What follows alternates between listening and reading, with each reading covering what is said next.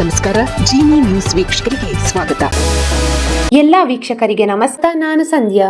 BMTC ಮಹಾನಗರ ಸಾರಿಗೆ ಸಂಸ್ಥೆ ಇಟಿಎಂ ಮಿಷನ್ನಲ್ಲಿ ತಾಂತ್ರಿಕ ದೋಷ ಹಿನ್ನೆಲೆ ಲಕ್ಷಾಂತರ ರೂಪಾಯಿ ನಷ್ಟದಲ್ಲಿ ಇಲಾಖೆ.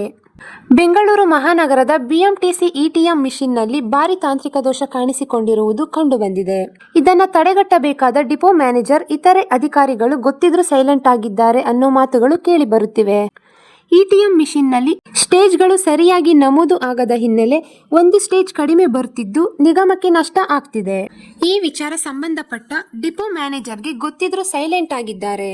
ಟಿಕೆಟ್ ತನಿಖಾಧಿಕಾರಿಗಳು ಬಂದು ಪರಿಶೀಲನೆ ಮಾಡಿದರೆ ನಮ್ಮ ಮೇಲೆ ಕೇಸ್ ಬರಿತಾರೋ ಅಂತ ಕಂಡಕ್ಟರ್ಗಳು ಭಯದ ಆತಂಕದಲ್ಲಿದ್ದಾರೆ ಎನ್ನಲಾಗಿದೆ.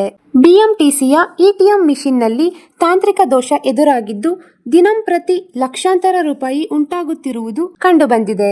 ಬೊಮ್ಮಸಂದ್ರ ಜಿಗಣಿ ಮಾರ್ಗದ ಬಸ್ನಲ್ಲಿ ನಿಗದಿತ ಸ್ಟೇಜ್ಗಳಿಗಿಂತ ಒಂದು ಸ್ಟೇಜ್ ಕಡಿಮೆ ಬರ್ತಿದ್ದು ಒಬ್ಬ ಟಿಕೆಟ್ಗೆ ಒಂದರಂತೆ ನಿಗಮಕ್ಕೆ 5 ರೂಪಾಯಿ ನಷ್ಟ ಉಂಟಾಗ್ತಿದೆ. ಈ ಮಾರ್ಗದಲ್ಲಿ 23 ಸ್ಟೇಜ್ಗಳು ಬರಲಿದ್ದು ಪ್ರತಿಯೊಂದು ಸ್ಟೇಜ್ಗೂ ದರ ನಿಗದಿಗೊಳಿಸಲಾಗಿತ್ತು. ಆದರೆ ಈ ಮಾರ್ಗದಲ್ಲಿ ಒಂದು ಸ್ಟೇಜ್ ಕಡಿಮೆ ತೋರಿಸಲಾಗುತ್ತಿದೆ ಎನ್ನಲಾಗಿದೆ.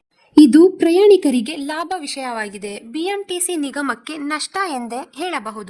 ಇನ್ನುಳಿದಂತೆ 365 ಪಿ ಮಾರ್ಗ ಆನೇಕಲ್ನಿಂದ ಕೆಂಪೇಗೌಡ ಬಸ್ ಸ್ಟ್ಯಾಂಡ್ ಮೆಜೆಸ್ಟಿಕ್ನತ್ತ ಸಂಚರಿಸಲಿರುತ್ತಿರುವ ಬಸ್ನಲ್ಲಿ ಕೂಡ ಇಟಿಎಂ ಮಿಷನ್ನ ತಾಂತ್ರಿಕ ಸಮಸ್ಯೆ ಇದ್ದು ಈ ಮಾರ್ಗದಲ್ಲಿ ಒಂದು ಸ್ಟೇಜ್ ಹೆಚ್ಚಿದ್ದು 6 ರೂಪಾಯಿ ಹೆಚ್ಚು ಬರ್ತಿದೆ ಎಂಬ ವಿಷಯಗಳು ಕೇಳಿಬರುತ್ತಿವೆ.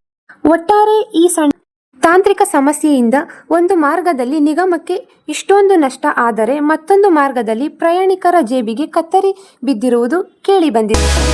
ಈ ದಿನದ ನಿರಂತರ ಸುದ್ದಿಗಳಿಗಾಗಿ ವೀಕ್ಷಿಸುತ್ತಿರಿ ಜಿನಿ ನ್ಯೂಸ್. ನಮಸ್ಕಾರ.